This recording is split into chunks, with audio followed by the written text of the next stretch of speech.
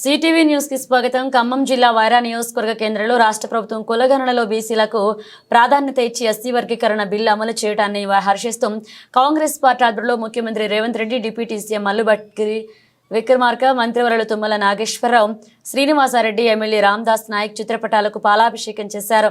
అనంతరం మండల కాంగ్రెస్ నాయకులు పమ్మి అశోక్ మాట్లాడుతూ ఎన్నికల్లో ఇచ్చిన హామీలను నెరవేర్చే ప్రయత్నం ప్రభుత్వం కాంగ్రెస్ ప్రభుత్వం అని తెలంగాణ ముఖ్యమంత్రి వర్యులు యనమల రేవంత్ రెడ్డి ఇచ్చిన హామీ మేరకు అసెంబ్లీ సమావేశంలో కులగణనలో బీసీలకు 42% ప్రాతిపదనిస్తూ ఎస్సీ వర్గీకరణకు అంగీకరిస్తూ బిల్లు పెట్టినందుకు తెలంగాణ రాష్ట్ర కాంగ్రెస్ ప్రభుత్వం చెప్పిన మాట ప్రకారం ముఖ్యమంత్రి రేవంత్ రెడ్డి ఒక్కొక్కటిగా హామీలు నెరవేరుస్తూ ముందుకు సాగుతున్నారని అన్నారు.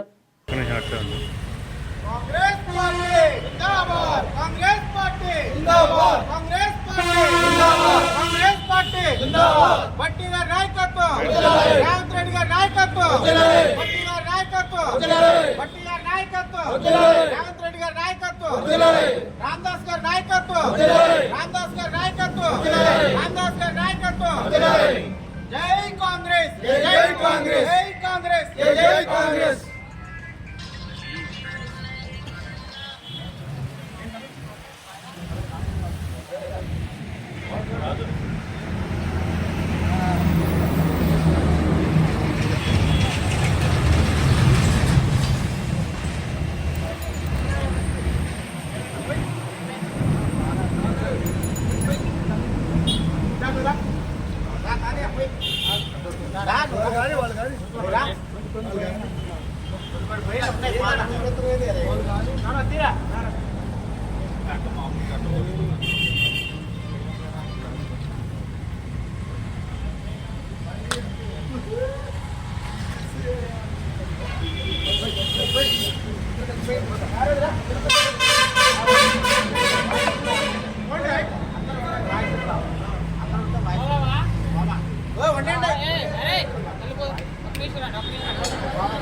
నిలబడరా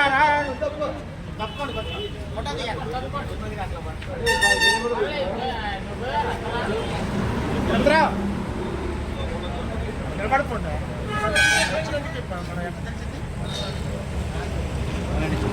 పక్క జరిగిన జరిగిపోయింది.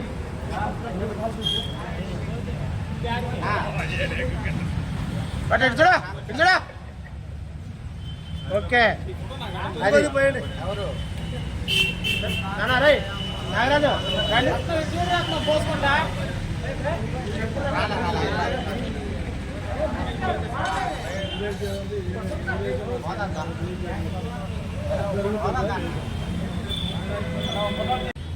తెలంగాణ రాష్ట్రంలో 40 ఏళ్ల సుదీర్ఘ పోరాటానికి తెరపడ్డది. మాదిగల అభ్యున్నతి కోసం కాంగ్రెస్ పార్టీ కృషి చేసింది.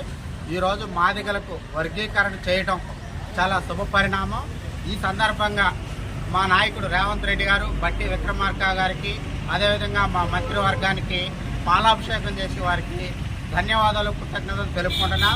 మాదిగలకి 40 ఏళ్ల పోరాటానికి తెరబడిన సందర్భంగా కాంగ్రెస్ పార్టీకి ఇది సాధ్యమైందని, కాంగ్రెస్ పార్టీ ఈరోజు వర్గీకరణ చేయడం వల్ల తెలంగాణ రాష్ట్రంలో ఉన్న 32-33 లక్షల మంది మాదిగలకు న్యాయం జరిగిందని, ఈ తెలంగాణ రాష్ట్రంలో మాదిగల అభ్యున్నతి కోసమే కాంగ్రెస్ పార్టీ కృషి చేస్తుందని, ఆనాడు ఈనాడు కాంగ్రెస్ పార్టీతోనే సాధ్యమైందని, ఏదైనా కాంగ్రెస్ పార్టీనే చేయాలి.